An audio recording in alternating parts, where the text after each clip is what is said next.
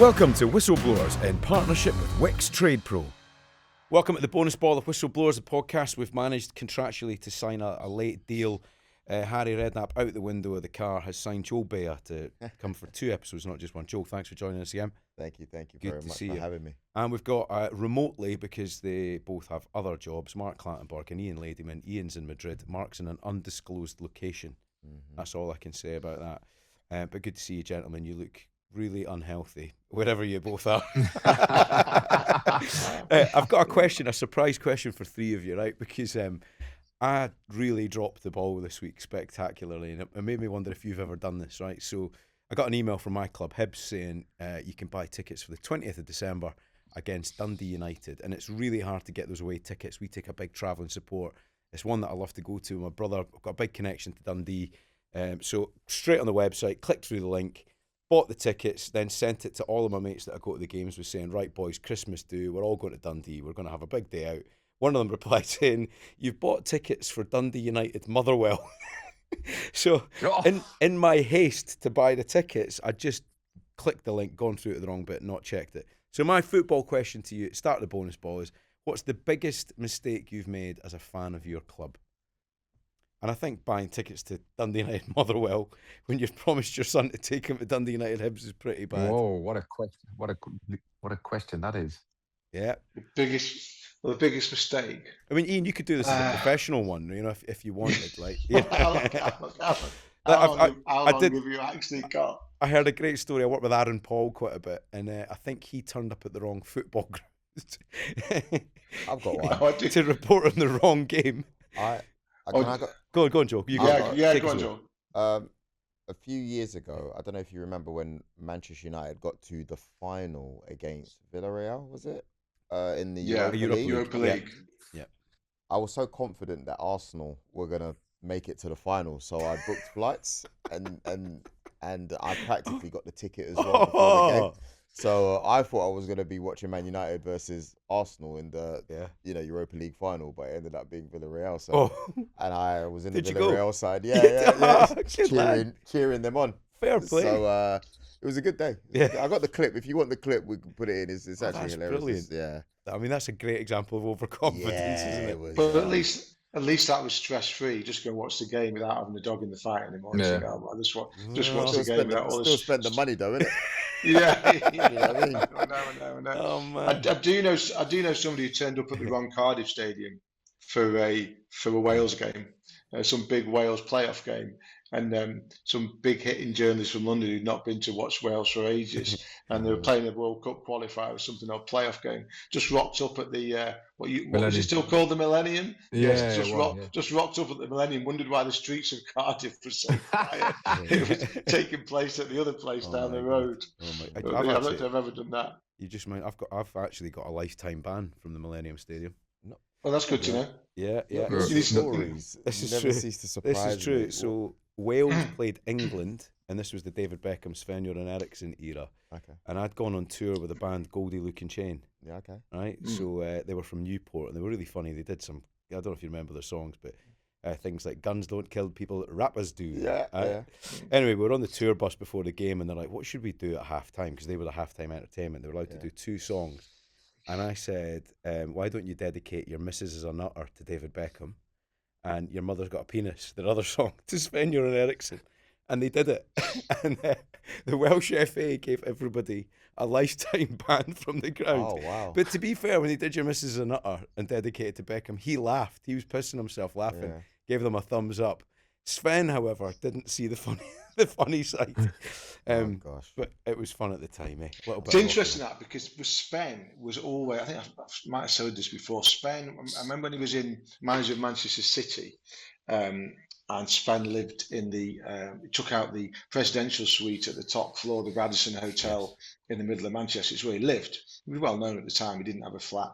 And I remember talking to a few people around the club and around who worked with Sven at the time. And he used to say that he was absolutely paranoid about the English tabloid journalists and the things that they wrote about him. But the reason that he really cared was because he always worried about what his parents would think. That was what he used to. The one thing that people used to say, "Oh, Sven had no shame. He had no shame when it came to his private life, etc." And I think to a degree, with him, there was that kind of Teflon water off a duck's back. But I was told what he hated about stories about his private life on the front of News of the World or whatever it was that his parents might read it. So have you tested that lifetime ban, Gordon? Have you tried to get back into the Millennium? I've been back a number of times. Yeah, I went to one of the greatest ever FA Cup finals there, Liverpool West Ham. Remember that? Oh, I was at that one. Yeah. What a game that was. Yeah, I've been back loads of times as a fan. Was that penalty shootout at the end? It was. Yeah. I think I might be banned from Wimbledon, but I've never tested it. As in the All England club. I was. I'll tell a tiny bit of this story. I don't think I better tell all of it. I'll tell bits of it. I was on local papers at the time, and we got. We thought we'd have a day out. We got accredited for the first day of the Wimbledon fortnight, and I was working for a paper in Nottingham. A friend of mine was working for a paper in Stoke, and we met a couple of others in London. Anyway, it was raining. The whole day was rained off. So obviously we couldn't think of anything to do apart from to have a few drinks. And but we were accredited as journalists, and we got a little bit carried away. And I don't know how, but I found myself in a commentary box on centre court with my friend.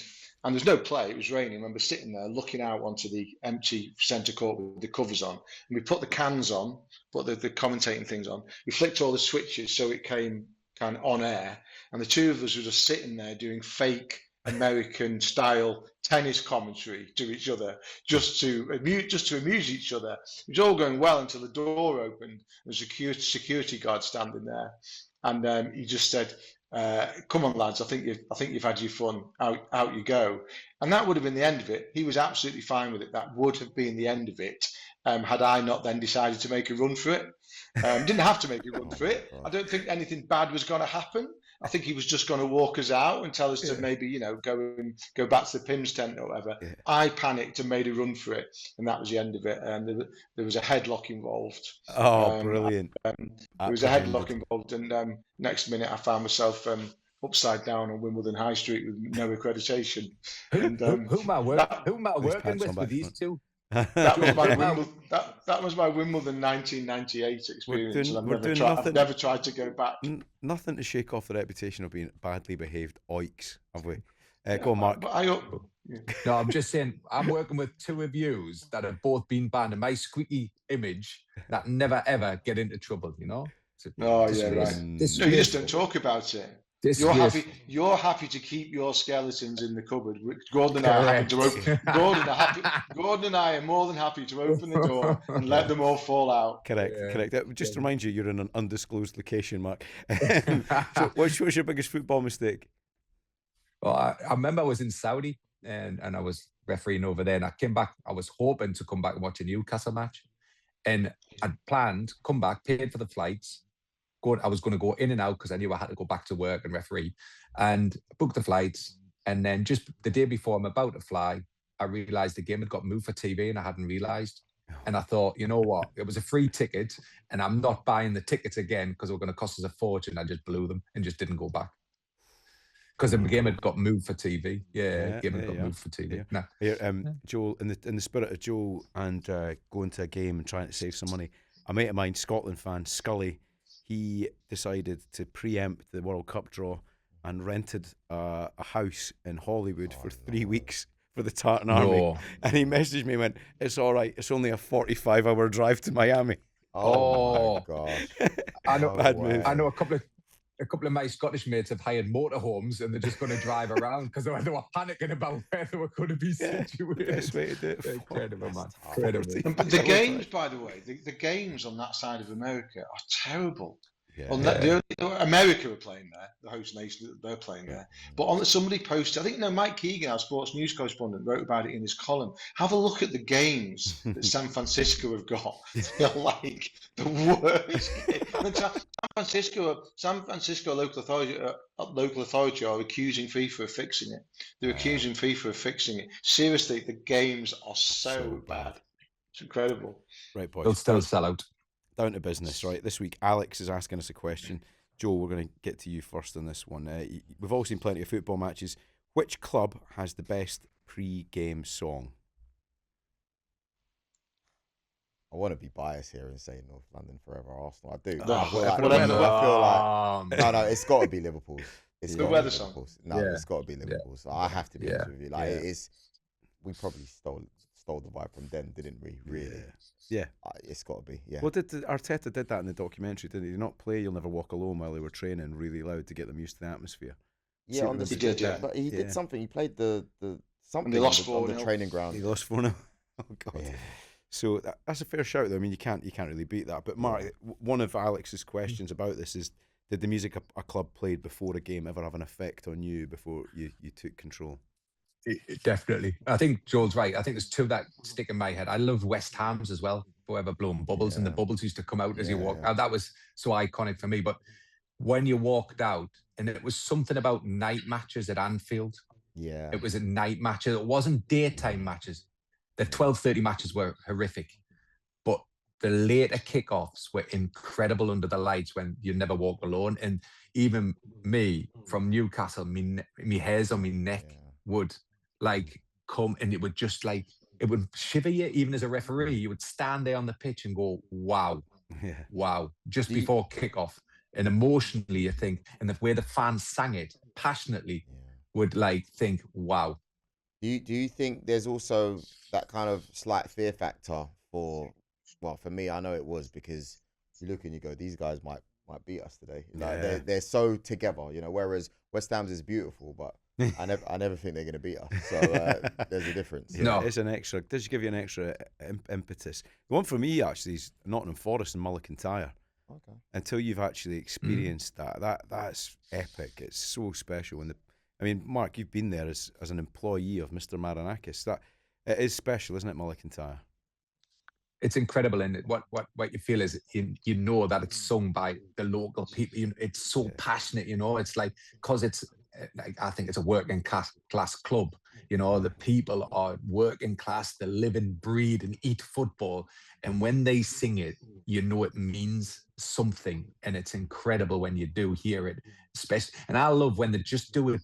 And I don't know what's happened with You Never Walk Alone. They've changed the timing of it. And I think when it's done just before kickoff, before the referees whistle, that period when they've done the handshakes and the coin toss, that's the moment. And Forest time it perfect. So when that first whistle goes, everybody's up for the game, and that's what, for me, them songs are all about, is getting the fans and getting the players up for it from the first minute, and the timing is important. But what's a bit weird about that one is that I don't quite know where it's come from, because I covered Forest for the local paper in the late 90s, and they didn't sing it then.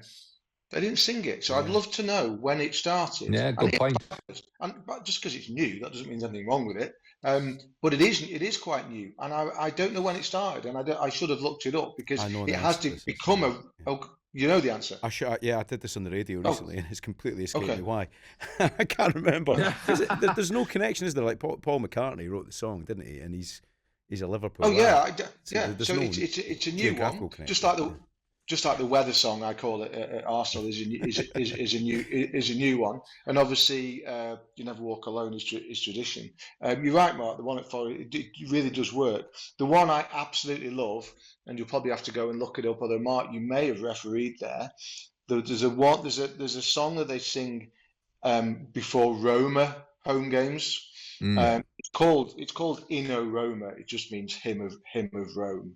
It's absolutely mind blowing. I first came across it when Man United played there 15 years ago, and I was absolutely knocked out by it, to the point that I came home and became fixated by it. I kept watching it on YouTube on kind of loop, and just thinking, my God, imagine standing and listening to that every Saturday or Sunday. Have you ever? Can you remember that one, Mark? You must have refereed there. I refereed there. I remember the song, but I didn't understand any Italian, so it was just noise to me. Oh, and well, I was like, but it is Joel, incredible, passionate. Go and listen to it. That is absolutely something else. It disappoints me that some of the bigger clubs. I mean, Blade and Races is good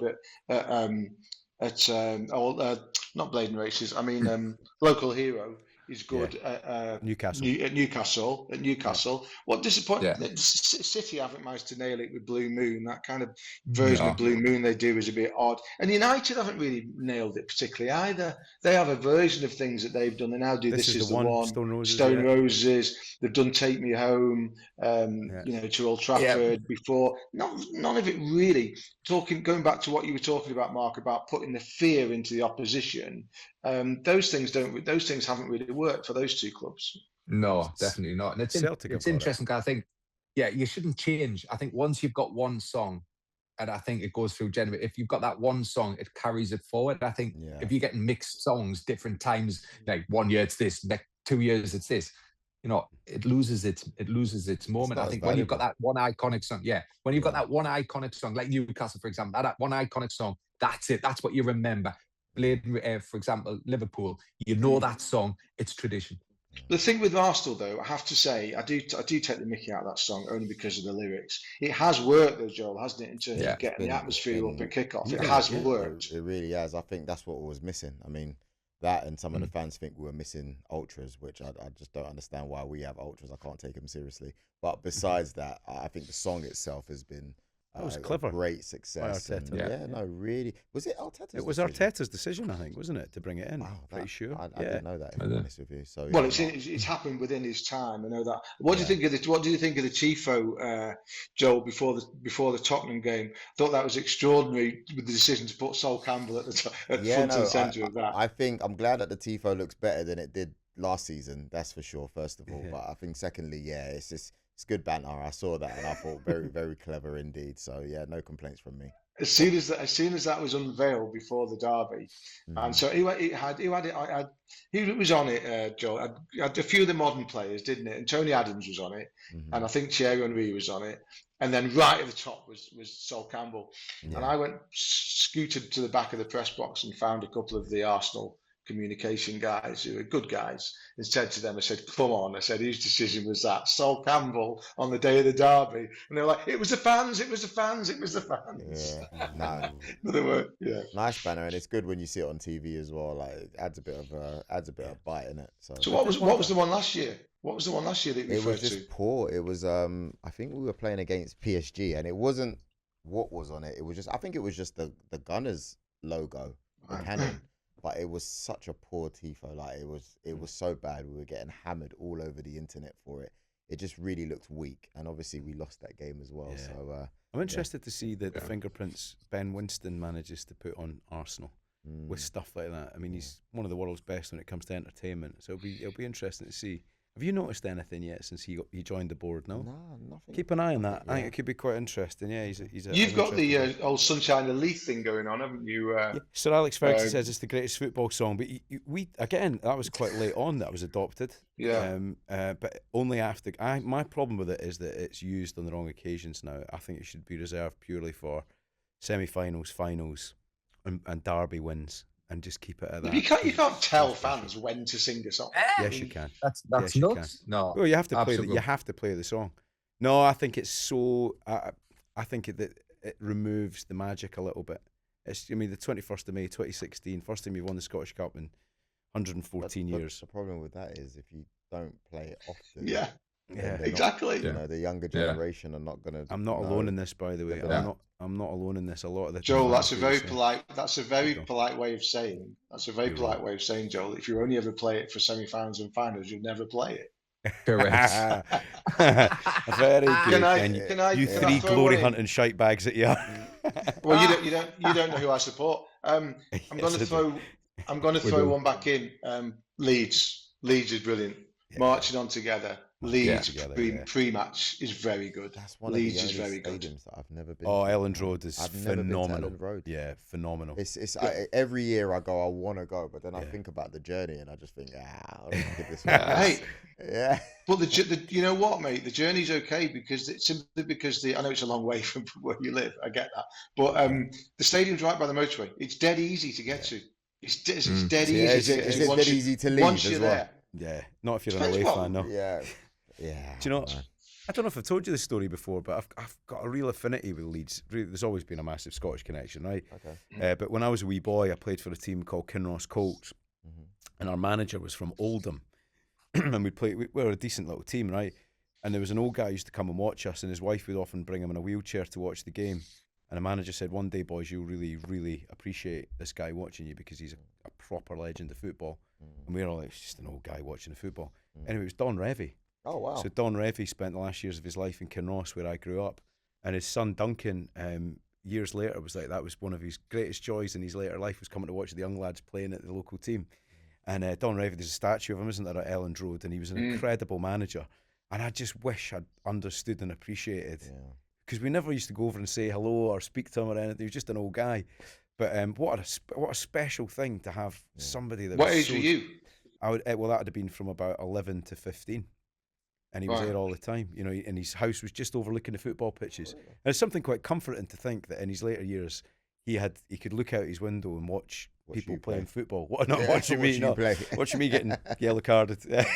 But it's a really special thing for me to look back and think that he got to watch the games. You know, magical thing. And then I wrote Vinnie Jones' book, and when he released the book, he did a signing at Elland Road, and I got to walk on the pitch with Vinnie, and Leeds fans loved him because, little known fact, he was never booked when he played for Leeds. Really? And I was like, how did you never get booked playing for Leeds? He said, we were so good. I didn't need to fight, you know, because they had so many great players in that team that they didn't really need to, you know, chuck their weight around that much. But then he got pumped for Gary McAllister. You know the Leeds team that won the league in '92, was it? Leeds team that won the last team before the league. Premier League. Yeah, that great Howard Wilkinson team with kind of Strachan and McAllister and Speed and people like that. Yeah. David Baez. I think that. Yeah, that's right. You know, those players look back now. The reason that the thing they think buggered them after that was the introduction of the back pass rule, because that was the last season when the goalkeeper could pick the ball up, and they used to use that as a real way of managing time. And they said that was one of the things that they really couldn't cope with. Gordon Strachan said that to me. That got introduced because of Denmark, isn't it? Because of Peter Schmeichel or something like that. Oh, the Euros. The Euros, yeah, because they. Oh, is that right? Yeah, that's why they introduced it. Is that why they won the European? Right.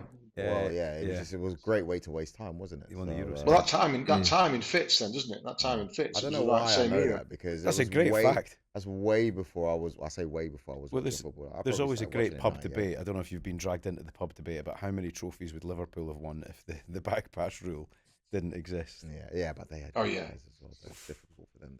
But apparently that was the technique. That's how you won the games. Yeah, just roll it out, roll it back. Right. So yeah, that's right, Gordon. That's right. That's all it was about. I mean, all that kind of Kenny Dalglish, Graham Souness, kind of Tony McDermott, you just asked Alan us which team he Hansen. supported. I know. I mean, it came out. You know, I mean, that was nothing to do with that. Just to do with the back pass. Anyway, Joel, get yourself to Leeds, mate. Get yourself to Leeds. I will. Do you know what? It's crazy because I had the chance to go in November, and I cancelled it. I'll be honest with you, so I'll try again. He was flying to Villarreal. Yeah. Right, before we get back into football chat, we're in partnership with Wix Trade Pro, and honestly, if you're a tradesperson listening, this is one you want to hear. Aye, because Wix Trade Pro is here to save you time and money. Save 10% every time you shop in-store or online. No minimum spend, no faff, just proper savings. Wix know that tool theft can have a devastating impact on you, your life and your livelihood. And since prevention is always better than a cure, let's start there. They've just launched something genuinely smart with Deter Tech. It's called Smart Water, award-winning forensic marking technology that helps combat tool theft. Basically, mark your gear and it becomes traceable and recoverable if it's ever nicked. Amazing. Anyway, 3 steps. 1, mark your tools with the applicator and solution. 2, stick the deterrent signage up. And 3, register it so anything nicked can be identified. Simple, effective, and gives you peace of mind, which is more than Mark ever gave Premier League managers. Unbelievable. Download the Wix Trade Pro app to sign up today. Football from the inside out. Yeah. So you've got a question for Mr. Mark Clattenburg. Yeah, I've got one for you, Mark, and I want you to be really honest here. What's the worst decision you've ever made as a referee on a challenge? I've made many, haven't I? Yeah, I've made. But the one that sticks out to you, and probably the one with the most impact, where you kind of go, "Ooh, sorry." Yeah, guys. the most impact and the worst decision I've ever not given. Then Joel's going to give you his top 3. Yeah. Was Jamie Carragher pulling down Julian Lescott in the derby. And why it had major impact, I never refereed Everton for 6 years, and the death threats I received, the hatred I received. So it was giving people an insight. It was the derby, Liverpool were, I think 2-1 ahead. Yeah, 2-1 ahead. I've sent off two Everton players, and I'm presented with a situation. Ball goes into the penalty area, and I either switch off, I don't see it, player runs across, whatever the excuses are, I just don't see it. And what I do see after the match is Jamie Carragher clearly pulling down Julian Lescott. And it would have been a penalty to Everton in the last minute to make it 2-2. And not to give that, where against, you realise, okay, I'm not making excuses, but if it's, say, Man United and Southampton, for an example, it has a different impact on people. When it's a derby, it has a huge impact. And me, as a young referee, didn't understand the impact, didn't understand a lot of things because I was probably young, arrogant, whatever. But that's the one I massively, massively regret. And if I'd give the penalty, everything else would have been forgotten in the game. The two red cards, there was some debates. A lot of it would have been forgotten about because Everton would have had the opportunity to score to make it 2-2. If they'd scored, people would have been happy because the moment, if you score in the last minute of the game, the emotion takes over everything else. And I think that the impact of that and the death threats I received, the effect on the family, the effect on me mentally, I didn't referee for a few weeks afterwards because, I was that bad. The pressure coming back, going back to Everton 6 years later was a huge moment and really difficult moment. But it's a one that will always live with us. But you know what, Joel? Yeah. It also helped us in a bizarre way because that helped me massively in the future, and it shaped me as a referee and made me understand the game more. It made us understand the impact more, and it made me a better referee, knowing that you talk, football, you've got the laws of the game, you've got the rules, you've got whatever. But I think a lot of people accept balance in games where the game is refereed fairly, so all the decisions are fair. If you make a mistake one and the other, it seems to have a less impact. I think when you make mistakes against one team and there's other decisions against one team, you get more criticism, and that certainly learned me in my future years to be a better referee. And that did, even though I got criticised for it, it did help us achieve what I did in the future. I'd like to know, which decision made you most angry watching Mark To me. Clattenburg? Yeah. Is there Go on, few Joe, against as an Arsenal, Arsenal fan. No, come on, as an Arsenal fan, because it was a troops. It was I'll quite be honest with complimentary, you. wasn't he? Do you want me to be completely honest? As a kid growing up, Yeah, I wasn't really watching referees, Like, I'll be honest with you, I was just watching more of the game. So for me to go, oh, you did this and that hurt me, that'll be a complete lie. I'm honest with you. It's probably as I got older, you start to wonder, okay, cool, who's reffing this game? Prior to that, I was just watching the game for fun. Yeah. Yeah. That's a good I point. remember one iconic Arsenal moment was you were playing Man City away. Yeah. And there was a foul on the touchline, I think, and the assistant flags it, and I played a wonderful advantage, and my player crossed it in, and Adebayor headed it.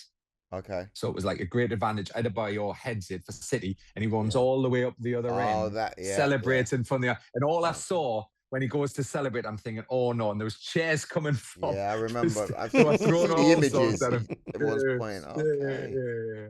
Tremendous stuff. So that was one iconic. So that was at that time when City were just signing everybody from Arsenal. They took Colo, didn't they?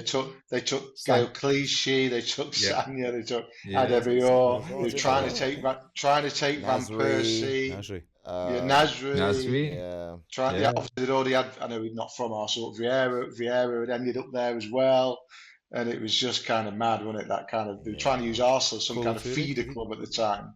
Yeah, Colo went. Yeah, Colo went. Yeah, he did for a bit. Oh, just can't remember those years. Well, they only signed Colo to get Yaya.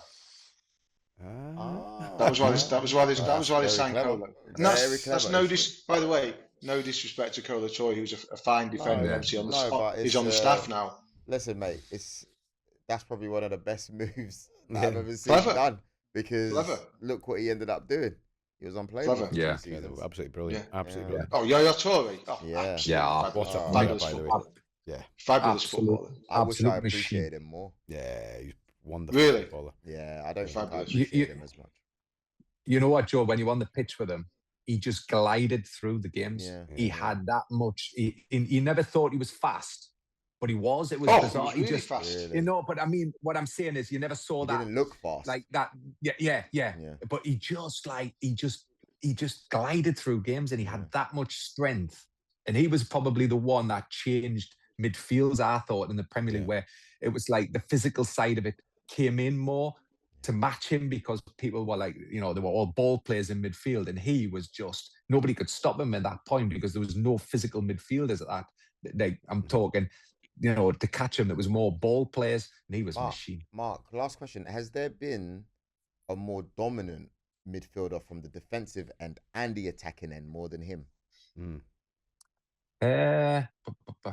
What, in the game or in the Premier League? I'm just in the Premier League. Young Man United, Roy Keane era. Roy Keane was great box to box, wasn't he? Great defensive and brilliant attacking. He weren't scoring as much goals. He was, though. He was. You forget about the important goals that Roy Keane scored. You're talking about important goals. I'm talking about Yaya was all the time. General. No, I agree. Numbers. Yeah, no, for me, I agree. I think Stevie's the closest. Yeah, that's a good point. Probably. Frank Lampard.